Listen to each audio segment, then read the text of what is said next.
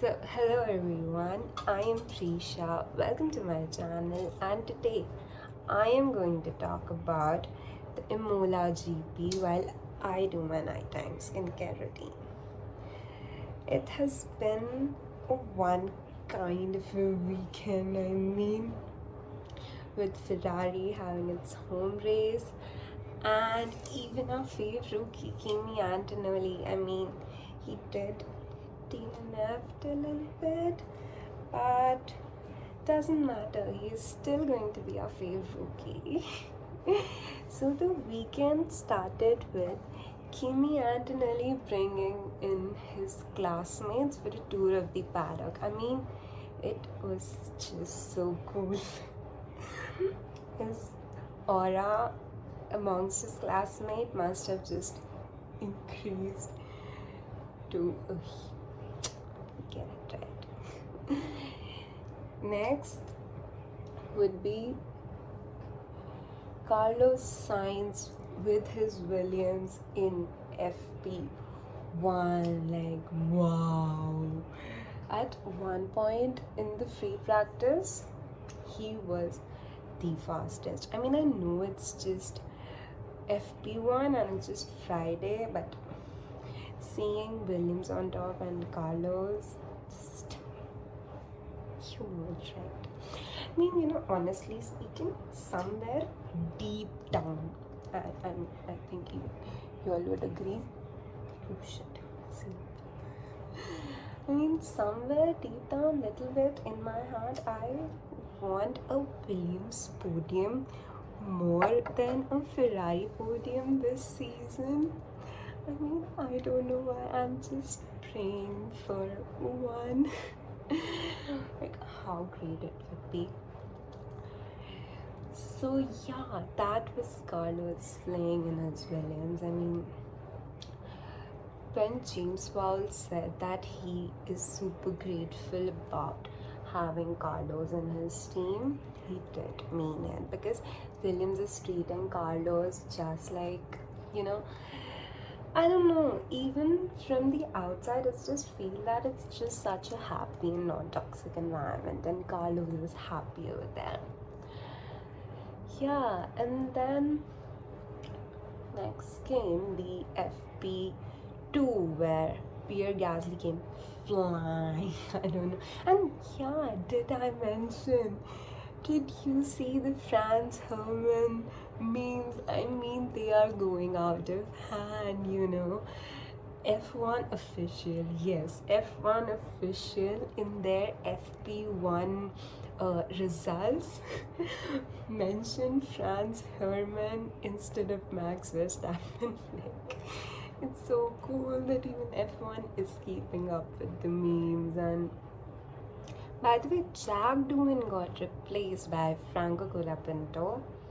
That was sad, but again, it doesn't really make sense.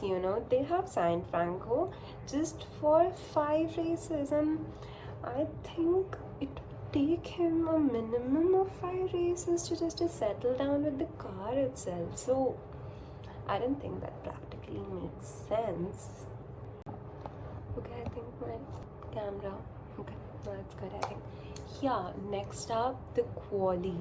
The most heartbreaking part was Leclerc and Hamilton getting out from the Q3, and that too because of Lance Stroll, the Aston Martin. Okay, they have got upgrades and they're doing great, but that doesn't mean you remove Ferraris from Q3. It's okay, but still, it hurt. You know what? And even Kimi, I think it's because of Nazar. That we just thought that because it's Kimi's first home race and even Hamilton's first home race with Ferrari, they're going to just win it and all, and we just put Nazar on them. Nazar is real. I'm telling you what, Nazar is very real, and that's the reason, Ferrari couldn't make it. I think the car is good. It's Nazar, I'm telling you. even in the very beginning, when people were like, oh, Hamilton is in Ferrari, now it's going to be his 8th WTC, like, guys, chill, don't, start putting up posts and things before it's done, okay? There are people who don't want him to win, so they just put Nazar. You should not put winning post or 8th WTC post before he gets it. Okay, never do that if you want him to really get the 8th WTC. Yeah, I mean, the Aston Martin got a very, very good upgrade, and I appreciate that. Keep upgrading, you guys, but don't get fit out, please.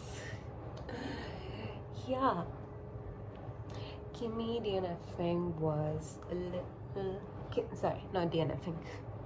Kimi getting out in Q3 was a little sad because I think maybe Papa Toto is not there in town, so the little, missing him, or his emotional support lagged a little bit.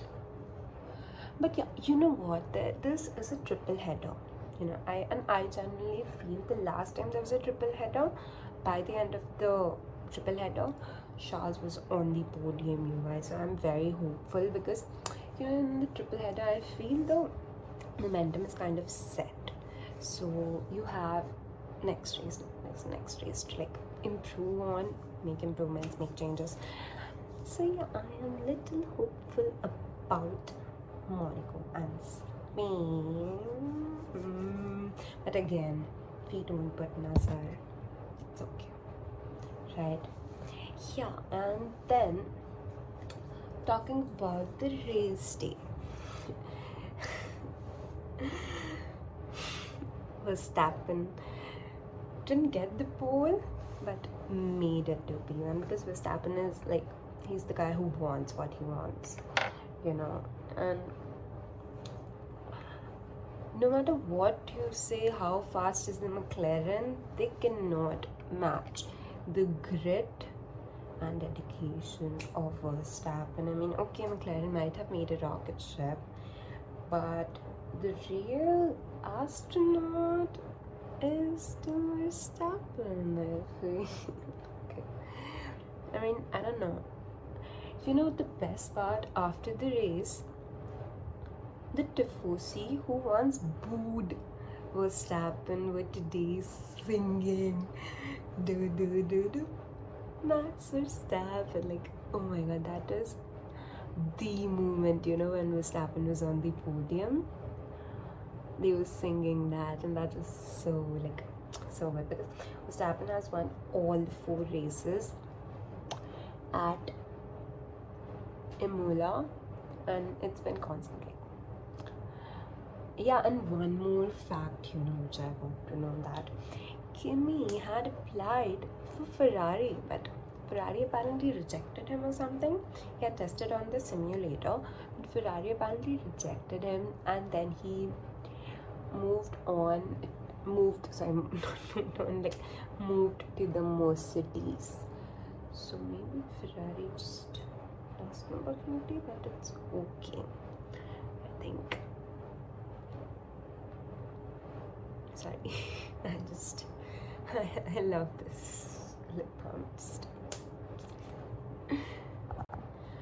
Yeah, and the Ferraris might have started from a little bit behind the grid, but we all know that they are going to come forward because of the fact that Ferrari, the car, is definitely faster than the Aston Martins and the Williams, and so it was obvious like they are going to overtake whoever is there in front as long as the car is faster than those cars. So that was, I think, kind of obvious only that they are going to come in front.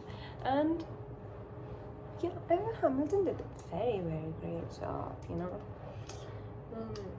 the last laps where he came from P5 to P6 and to P4, that was like, okay, this is F1, baby. This is, you get the whole essence of it. And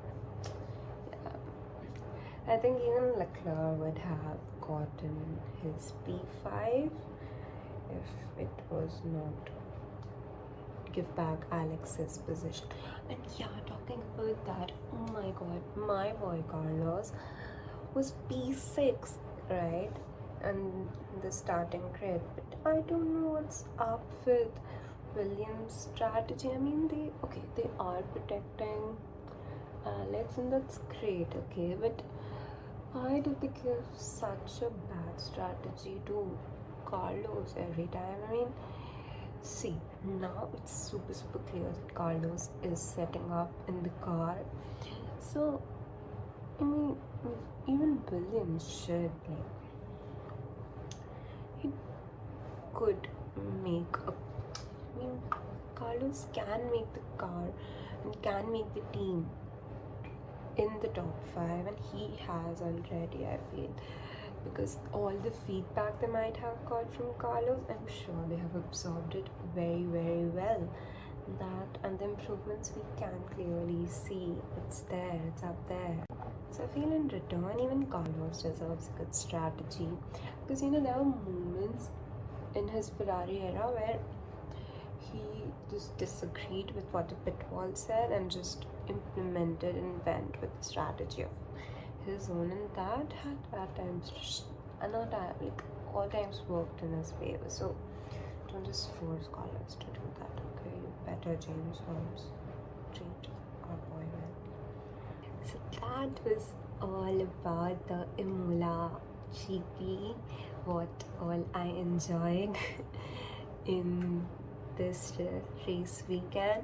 I'm super duper excited for Monaco. I mean, who isn't? Every F1 fan is super excited.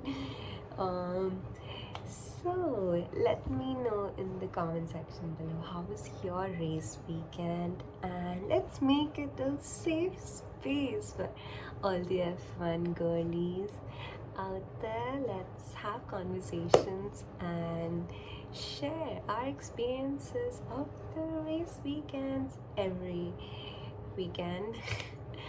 And if you don't want to share, just like this video, and I'll see you the next weekend. Thank you so much for tuning in. Ciao.